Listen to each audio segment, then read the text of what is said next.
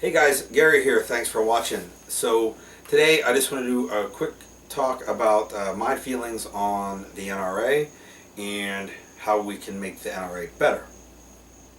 So I have this love-hate relationship with the NRA. Things I love about them,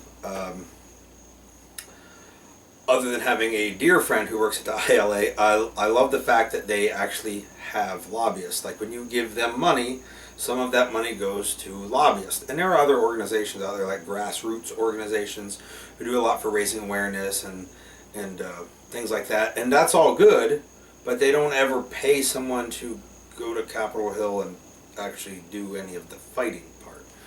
And by fighting, I mean buying politicians, because unfortunately that's how things happen in DC, which is a whole different subject I should do a video on at some other point.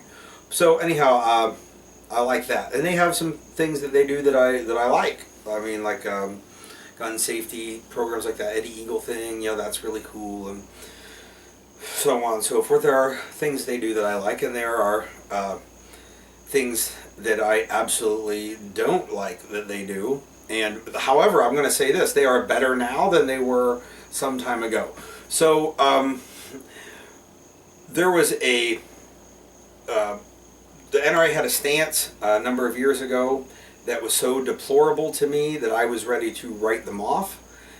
And instead, I decided that instead of, at the time, I would like be a member for a year, and then I didn't pay my dues for a year, and then I paid my dues for a year, and I was kind of off and on.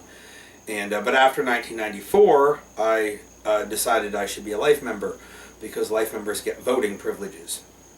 And what I thought was that the NRA, it represents the people who are in the NRA. The life members and people who have been members for more than 5 years vote on the board of directors, and the board of directors direct the direction of the NRA. So in 1994, people voted for, of many of the people, for the board of directors, U.S. Representative from Michigan, John Dingell. And so he got on the ballot, people voted for him and said, yep, I like the cut of his jib, or whatever it is that people said in 1994.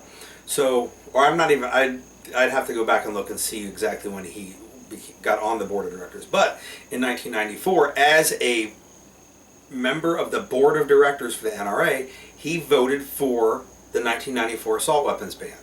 So here is a person who helps direct the NRA and where they go, voting for the assault weapons ban.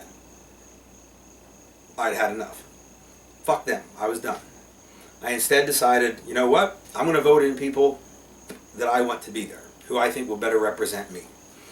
And if you had any inkling what was going on in the 90s with the NRA, there was a bunch of like fucking duck hunters and skeet shooters and 73-year-old men who I don't think they actually ever went out and shot. They just hang out at the gun club. So, and maybe those people were all for an assault weapon ban.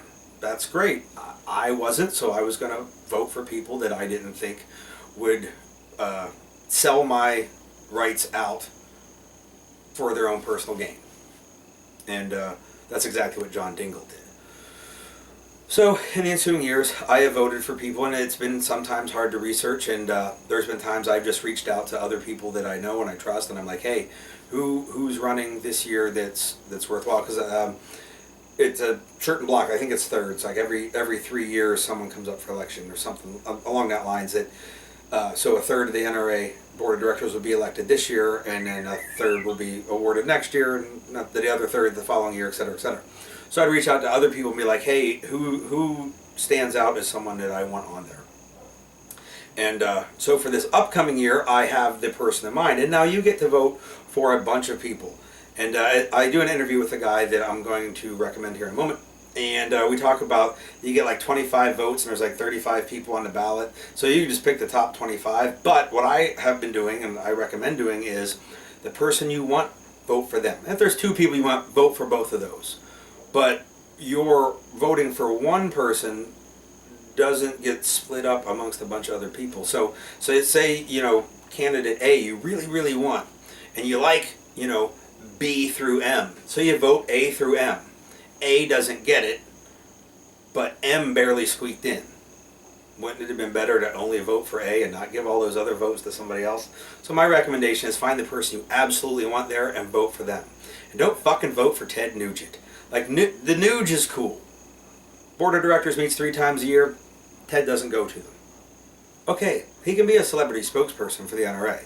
He doesn't need to hog up a spot in the Board of Directors and never go vote on anything.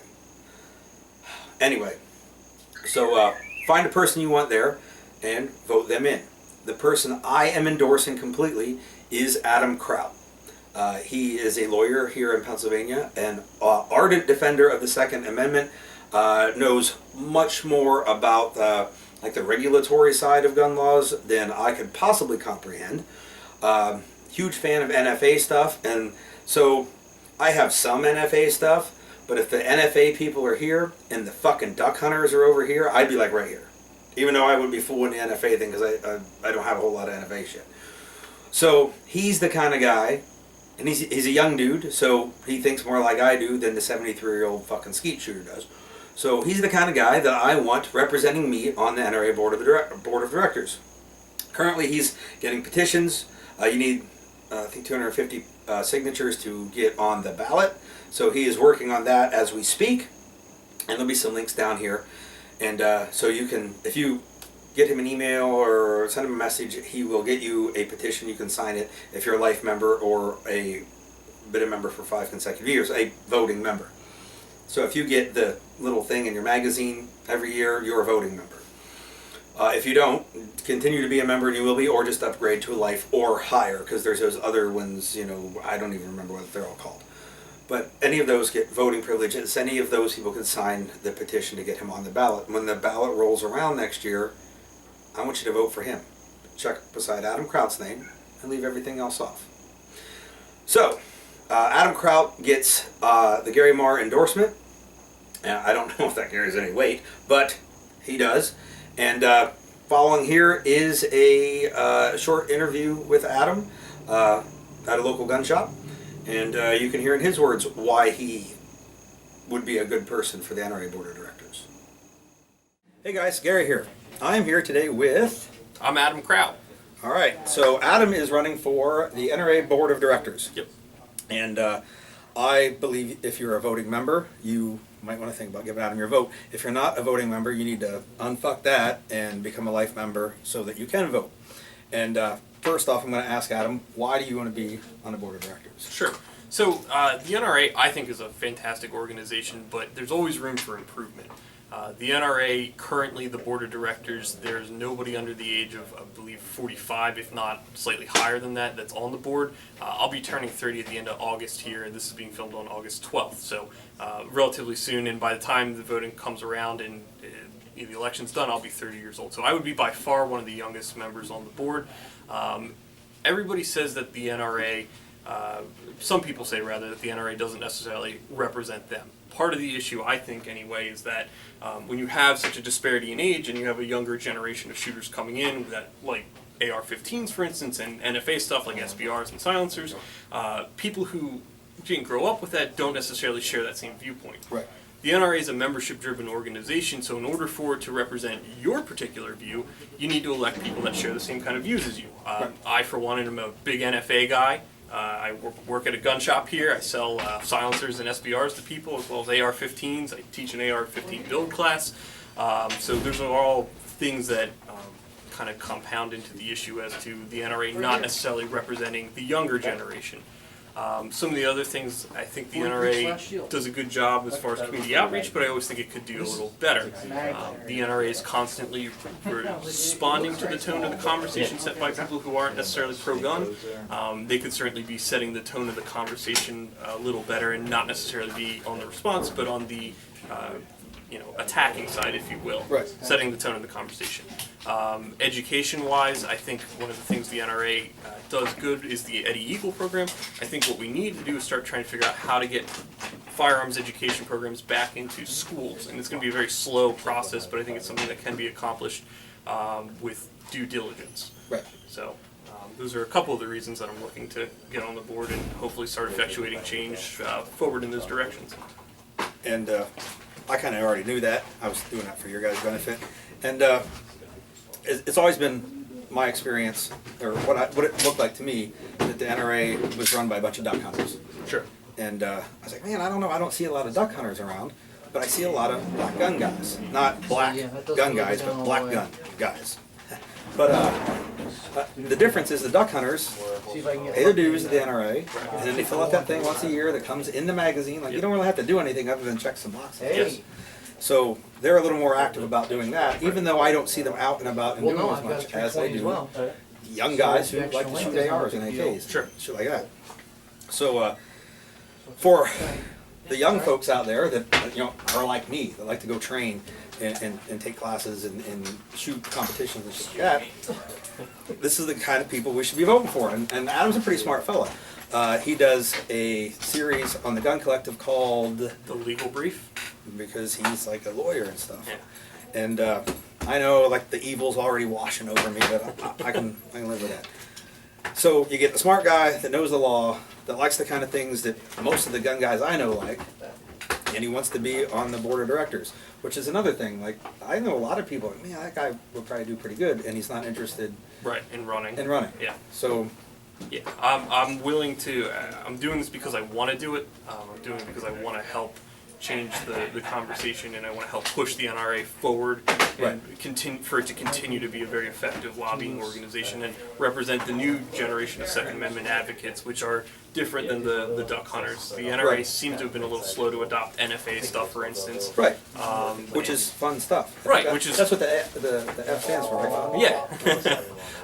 So and fun. Those are all things that I think the NRA could be more representative of the newer generation, but it's going to require younger people to start to want to actually take an active role in it in some capacity. Right, I agree completely. And like I was telling you earlier, when I first became a life member of the NRA, it was because I was dissatisfied with the NRA's response to the '94 assault weapons ban. I know I'm old. And I said, man, I got to become a life member so I can help steer the NRA, or at least try to steer them the way that I want so they represent me. And I'm asking everybody out there to do the same.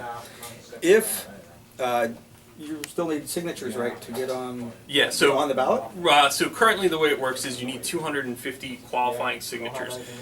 Qualifying members are those who are either life or better, so benefactor, patron, endowment, or if you've been a member for the past 5 consecutive years, you can not only sign the petition, but you can also vote in the election. So right now I'm collecting signatures. I hope by the end of the month here we should be at the number we need. I have until October 11th to get them postmarked to NRA. I'm hoping to do it obviously way sooner so we know for sure.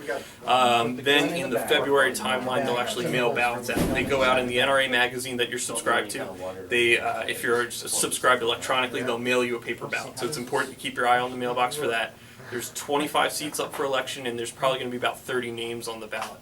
The way to actually vote is vote for names you know and you want on the board, not 25 seats. The less people you vote for, the more of a chance that those people will get elected to the board to actually represent you. The last few years I've voted for like at most 3 people. Right, yeah, that's what I did. Because I thought I'd hate to see the guy that I won in get beat by another guy I voted for. Right. Because I thought, well, he'd be okay. It's like a popularity contest. So the person who's number 26 out of that is the first person that doesn't make the list. Right. So don't water down your vote by adding to other people's. Yeah, exactly. All right, so if anybody out there wants to give you a signature, is there a way for them to get a hold of you? Absolutely. So you can go to my website. That's Adam Kraut. There'll be a link right down here in the description box. Cool. It's Adam Kraut, ADAMKRAUT.com.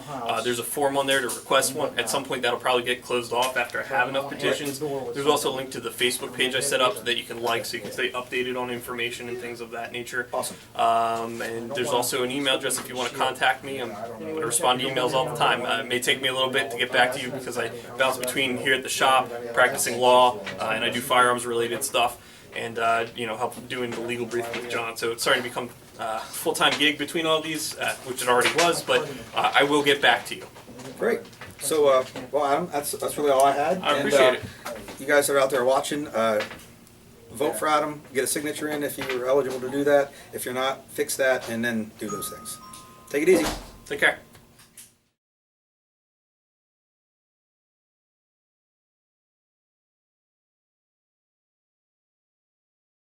So I just watched Range 15, and I'm going to give you my full review.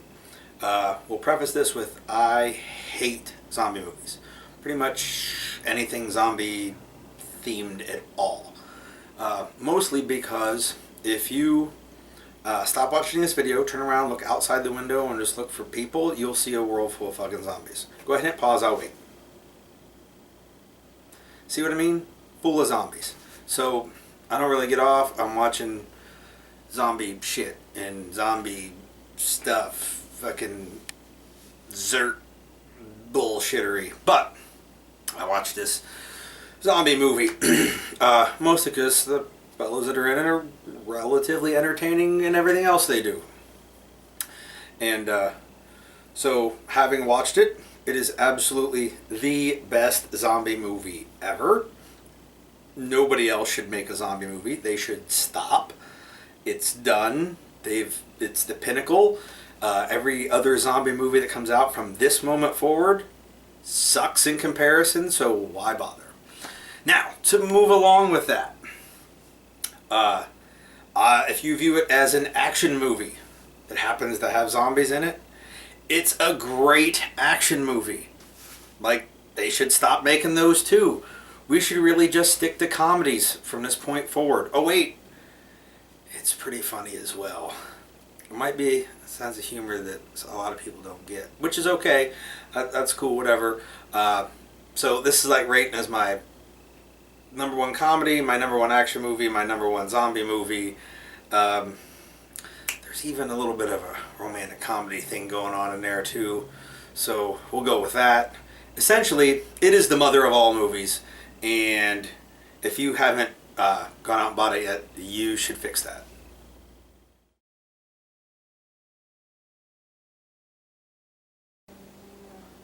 Matt said it best. Every moment's a high five moment.